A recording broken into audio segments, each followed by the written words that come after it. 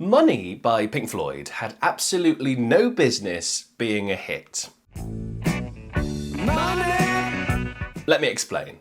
Obviously, Money is an amazing song, and it takes up a weird space in the Pink Floyd catalogue, doesn't it? Because you can't really call it a deep cut because it's one of their biggest hits. In fact, it was their biggest hit for 6 years, at least in the US, and it took Another Brick in the Wall Part 2 to knock it off its perch. But in terms of band lore and how fans connect with it, it does sort of feel like a deep cut in their discography. Because the way they made this song, both demo and in the studio, is just a great story. And the finished product is, of course, a masterpiece. I mean, as soon as you hear that first ping, it just scratches an itch, doesn't it? I'm sure you know what I mean by that.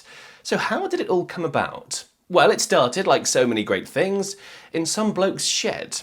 In particular, a shed owned by Roger Waters. He had converted his shed in his home in Islington into a makeshift recording studio, and it wasn't much more than some guitars and a basic tape recorder and some mics, but it was enough to work on ideas and get down rough demos that could then be brought to the band to be fleshed out. And fragments of ideas for songs like Brain Damage and Us and Them are believed to have been born in this shed, and of course Money was one of them as well. And luckily for us, there actually exists a recording of this demo. Money, get away. And interestingly, that demo, recorded in 1972, doesn't yet feature any of the sound effects that are now so famous in the final version of the song. So how did those sound effects come about? Well, in true Gilmour and Waters fashion, they have a different opinion. For example, Gilmour once said it was trial and error. You just chop the tapes together, and if it sounds good, you use it. If it doesn't, you take one section out and put a different one in. Sometimes we'd put one in and it'd be backwards because the diagonal cut on the tape, if you turn it around, is exactly the same. We'd stick that in, and instead it would go chung dum whoosh and sound great, so we'd use that. But as usual, Waters strongly disagrees with David Gilmour. The reason everything DG is saying here to David Fricke sounds like gobbledygook is because it is gobbledygook. He has no idea what he's talking about. Why? Because unless he was hiding under the chair, DG wasn't there when I made that SFX tape loop for Money in the studio I shared with my wife Judy at the bottom of our garden at 187 New North Road, Islington, next door to the North Pole pub where I used to play darts. Now, something tells me they were at a particular sore spot when those interviews were given. But anyway, at least we got some confirmation of where those iconic sound effects came from, that being Roger Waters. But how did he physically make them, and how did they make it all work in the studio? Because remember, this was before you could make any sound effect you want with a free app on your phone. They had to actually do it physically. And it was done suitably old school and suitably DIY. In this clip, Waters talks about how he came up with the sound effect with what he had to hand, including his wife's pottery mixing bowl. And so, I got a microphone out and put it by the mixing bowl and threw a handful of coins in. I'm like, right, that's one noise, and then tore some paper up. Right, there's another one, and then searched around for the sound of a cash register or something. I just love how straightforward it is. If you needed a coin effect, you would just chuck some coins into a bowl, but nowadays things are so highly processed. And in the next bit, he touches on one of the reasons that Money broke the rules. It's in 7/8. Okay, so I cut up 7 pieces of tape of the sound effects exactly the same length and spliced them together and, stuck it in the Revox going around a mic stand to hold it like that and press the button, and that was it. Now, Roger Waters touched on 2 things there. The DIY process of how they looped the FX track and the song's weird timing.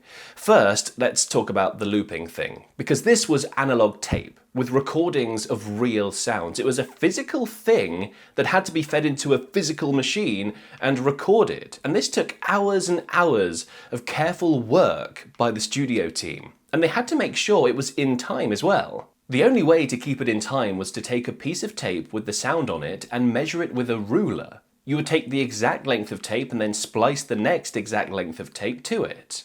We would make a circular loop that was supported with microphone stands around the machine, and we would roll the tape, and that was what the band played to. I just love how DIY the process is. People are always going on about how music used to be better, and I think part of it has to do with the authenticity of the pre-digital recording era. If you heard something and thought, man, that sounds amazing, that's because someone took the time and carefully crafted that sound. They brought it into existence where it simply didn't exist before. Anyway, let's talk about the timing of this song, because that's one of the reasons that Money really shouldn't have worked as a hit. Because the standard winning formula for a single is verse, chorus, verse, 4/4 timing, a catchy hook, and lyrics that don't require too much thought. And there's nothing wrong with that, but just because that's the winning formula of a hit single, it doesn't mean that other songs, more interesting songs, can't also be hits, which Money is a great example of. Most popular Western songs you've ever heard are in 4/4 timing, and that's this.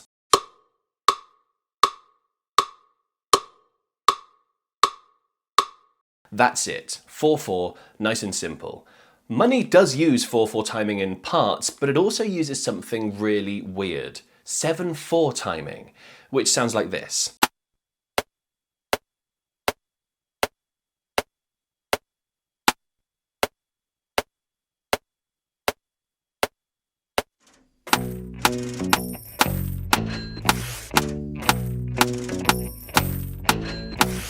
And it gives the effect of making you feel a bit off balance, which is because there are 7 beats per bar, which is just weird to most Western ears. It's also really hard to keep time with.